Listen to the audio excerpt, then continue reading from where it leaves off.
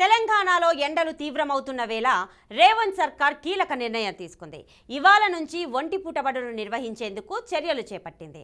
ఈ మేరకు విద్యాశాఖ కమిషనర్ ఉత్తర్వులు జారీ చేశారు.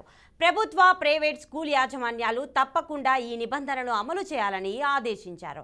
లేని పక్షంలో చర్యలు తీసుకుంటామని హెచ్చరించారు. దీనిపై ఇప్పటికే డీఈఓలకు ఆదేశాలు జారీ చేశామని తెలిపారు.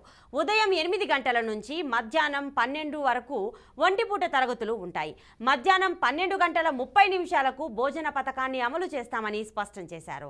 ఇక 10వ తరగతి పరీక్షలకు అదనపు తరగతులు నిర్వహించాలని సూచించారు.